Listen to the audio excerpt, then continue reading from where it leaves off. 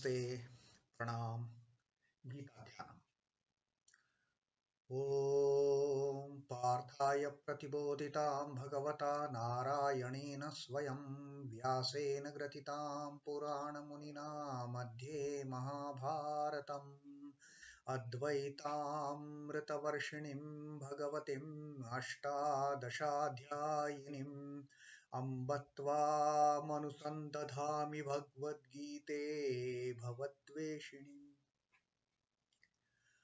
Oh,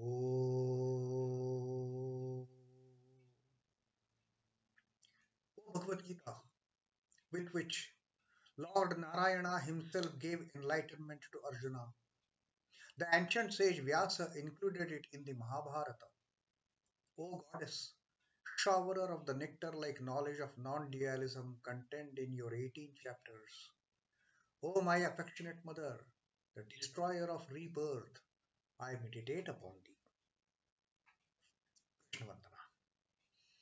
वसुदेवसुतं देवं कंसचाणूरमर्दनं देवकी परमानन्दं कृष्णं वन्दे जगद्गुरुम्.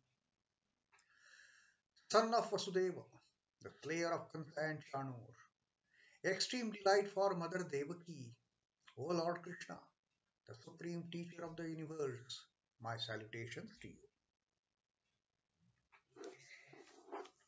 We are continue our reading from the fifth adhyaya, the Sannyasa Yoga of Srimad Bhagavad Gita, and today it is going to be the shloka number 23, 23rd shloka, 21, 23rd verse that we are going to read today. In our previous reading, Sri Krishna has told us why the enlightened souls they shun the sense pleasures. Why they reject any kind of contact with the sense objects. Contact of the senses with the sense objects with the intention of enjoyment. We cannot avoid contact of senses and the sense objects, but the intention, we can change our attitude of how that association, how that contact of the senses and the sense object that happens. We can control the movement of our sense organs, utilization of our sense organs. The moment the senses they come in contact with the sense objects, the mind starts telling the sense organs, start moving now. Now you have to enjoy the pleasure. But is there pleasure indeed? So Sri Krishna says, he has said in that 22nd shloka that we read in our previous reading, Yehi sansparshaja bhoga dukkha yonaya evate adyant adyantavantha kumpeya na teshu ramate buddhaha. The learned people, the wise people, Buddha, they don't entertain, they don't rejoice getting into enjoyment of the sense objects because they very well know that these very sense objects, they sounds sansparshaja bhoga, that enjoyment of the enjoying these sense of objects through contact, sansparshaja bhoga, the contact born pleasure for that matter is verily dukkha yonaya evate, is verily it also carries within its womb, it carries the pain. It is not the only pleasure that is being sought in. While enjoying the pleasure, that also brings pain, and the wise people, Buddha, they know it very well. And after all, this pleasure, this has beginning and end. At some point of time, this happiness, this joy, through the so-called uh, contact with the sense object, the pleasure, happiness, joy, which is born out of contact with the sense objects, is a trifling matter, merely temporary thing. It has a beginning, it has an end. It has a Adi, it has a Anta. That's it. It is not everlasting, it is not forever, and therefore, these learned men, Buddha, they don't rejoice it. And now further Sri Krishna tells us in this 23rd shloka that what measures ought one to adopt to do away with this desire of rejoicing the pleasure through contact. Sri Krishna says, Shaknoti haivaya sodhum aksharira vimokshanat कामक्रोधोद्भवं वेगं सयुक्तः स सुखी नरः. That fellow is the ultimate happy person. Saha sukhi naraha. Hmm? Who is that sukhi naraha? Yuktaha. Yuktaha is that great yogi. Now, what does that great yogi do to get into that state of sukhi, being forever in that state of bliss? What he does? Shaknoti iha eva. Iha eva is even here in this world. Even in this world, sodhum, withstand. Withstand what? Ak sharira vimokshanat. He who is able to withstand, he who is able to control even in this world, hmm, sharira vimokshanat, before getting rid of this body, before liberating from this body, before shunning this body, before death, he who can withstand even in this world. Now, withstand what? Now, Sri Krishna says in the second line that what is that sodhum? What is that withholding? Kama krodhodbhavam vegam. Kama krodhodbhavam. The uh, vegam is impulse. That impulse, kama krodhodbhavam, which is born out of kama and krodha, which is born out of desire and anger, which is born out of lust and greed and anger.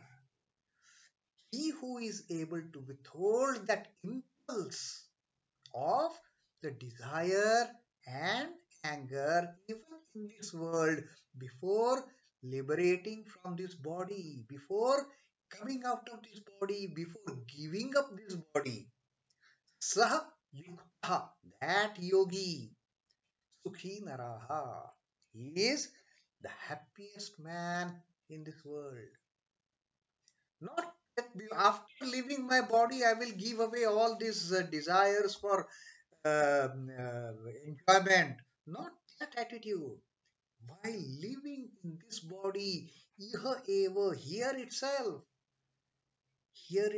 before liberating from this body, he who can withstand, he who can completely bring under control the kama krodha, he is the happiest person in this entire world.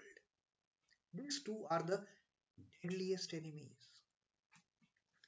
He who is able to resist the impulse of desire and anger.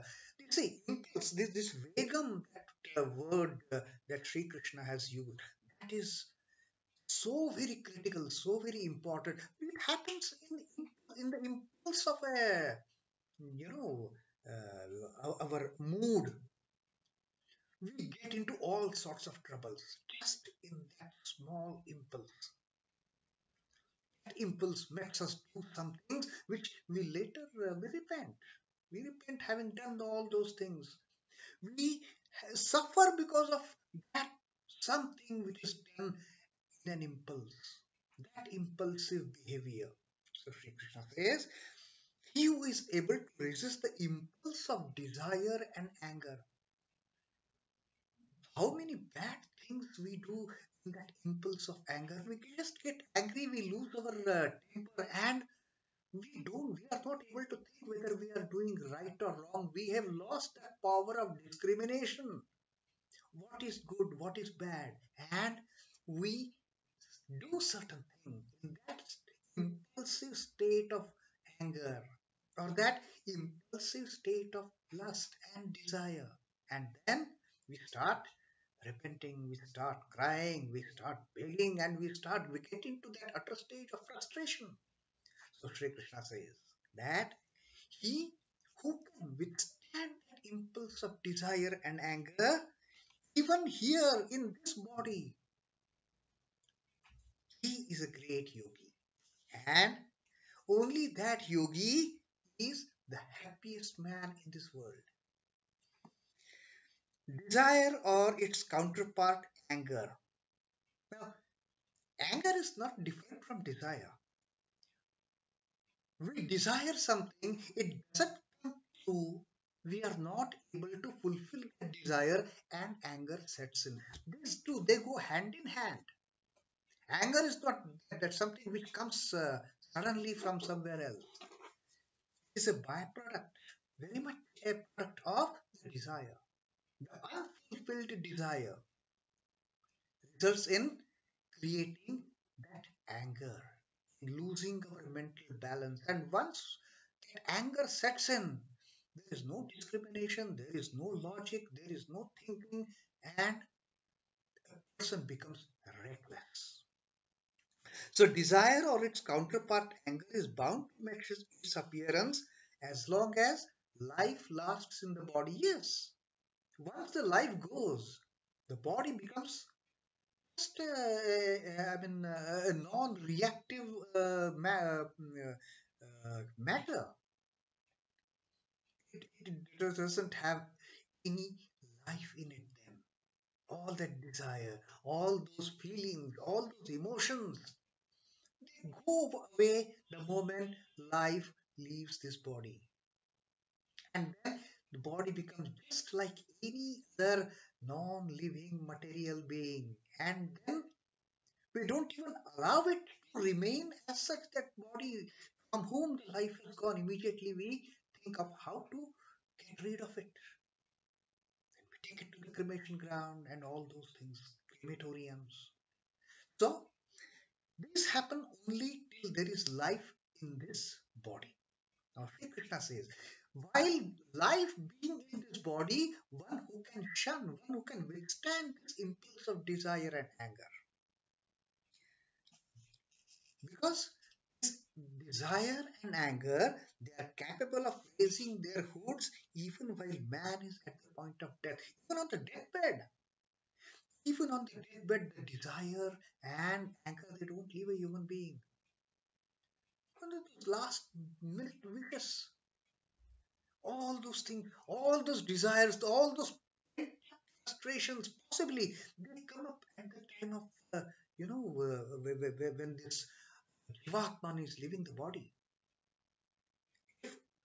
The body all alone, all along is tuned to that particular thought process. But the elevated souls, the evolved souls, the illumined souls, for them, leaving the Jivatma from this body is a mere phenomena. It is not the end for them.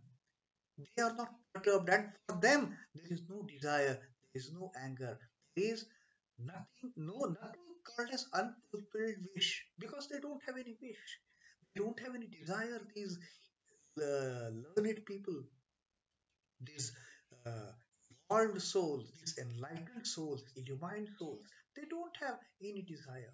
It is only the ordinary human beings who are entangled in the Maya of this world.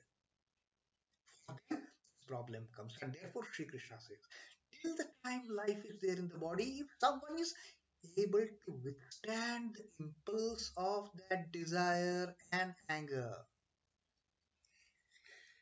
anger, its negative expression, sprouts when the sense objects prove themselves unpleasant. Either they prove unpleasant or they are unreachable. When sense objects become unreachable, unenjoyable, that's it, anger sets in. Desire fostered in the mind expressed itself in the physic by directing the senses covetously on their objects.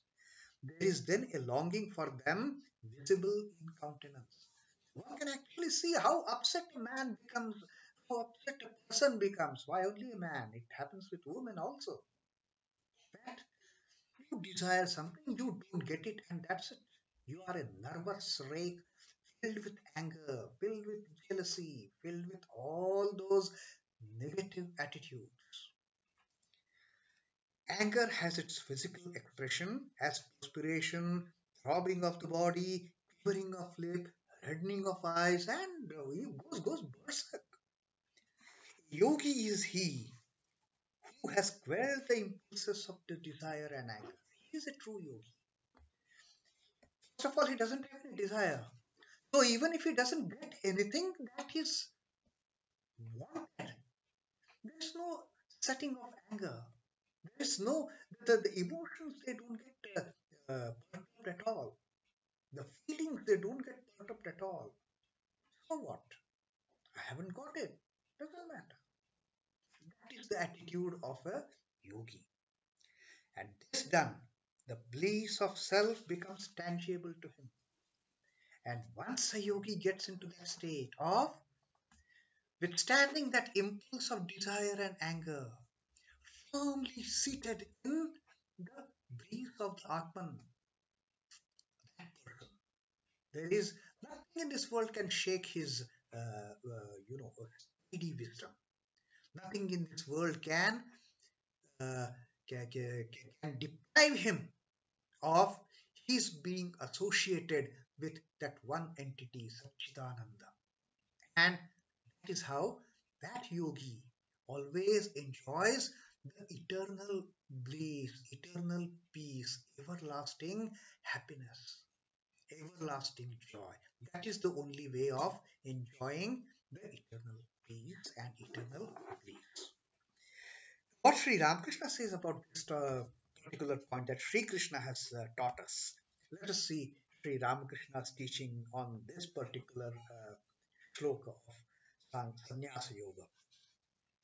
Lust and greed have immersed people in sin. These are the only two culprits that make people commit sins, make people commit evil actions. The lust and greed of the Kauravas, lust and greed, they made them suffer so much. Ultimately, after the war, everything was wiped out. But just because of lust and greed, they did so many evil acts that unfortunately a stage had come to wage this Mahabharata war at the Kurukshetra. Lust and greed have immersed people in sin.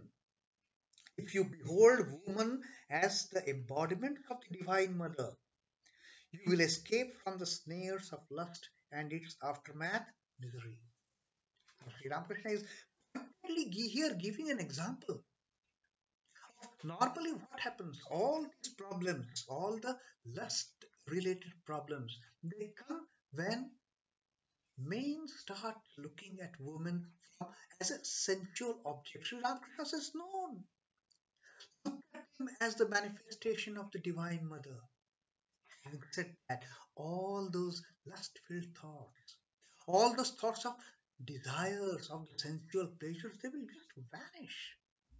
Have that attitude of looking at the woman as the manifestations of the Divine Mother. Why manifestation? The Divine Mother herself. Look at the woman with that understanding, with that knowledge, with that perspective. And once that has happened, once that element of lust, that element of sensual pleasure is removed from the mind in all its totality, there is no misery. It is not that you are not going to enjoy the desire and you get into anger and you get into fits and all that. No, there is no misery at all. So, God vision is impossible until desire is vanquished. And that's what Sri Ramakrishna also says.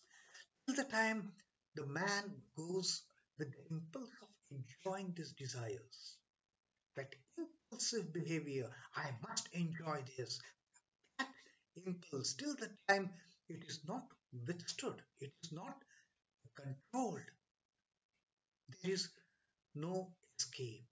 There is nothing but downfall and downfall. But the moment a person puts a brake on it, the moment a person controls the reins strongly of that impulsive behavior of enjoying those desires and enjoying those sensual pleasures, there is, even if you can't enjoy the pleasures as such, there is nothing wrong in it. No anger sets in, no jealousy sets in, no ill feeling sets in, and you are not bound to you are not bound to do any will, any sin, any any act that is going to lead you into further misery. When that happens, you are all in the glory of your eternal happiness. So that's what Sri Krishna has taught us in this particular 23rd shloka. He has told us that one needs to withstand the impulse of desire and anger, even in this body. Don't wait for leave this body and then I will control. Nothing happens then. Once you are out of this body, you are one with the self. Till the time we again come back. But when the next time we come back, we have forgotten all the memory in this body. So it is a fresh start again for that new birth. So, right here in this body, let us make an effort. Let us make an effort to withstand that impulse. Nothing I'm going to do. I'm not going to bow down to those desires which are created because of the delusion. So let us not get hampered with the delusion. Let us try to withstand all these desires and angers and enjoy the eternal bliss being in this body while living as this particular life. Let us enjoy that state of bliss. Let us enjoy that state of happiness. Let us enjoy that those all those moments of eternal joy and peace. So that is Sri Krishna's teaching here in this 23rd shloka. Om Namo Bhagavate Vasudevaya. Sri Krishna Arpanamastu. Jai Sri Ramakrishna. Jai Thakur. Jai Ma. Jai Swami.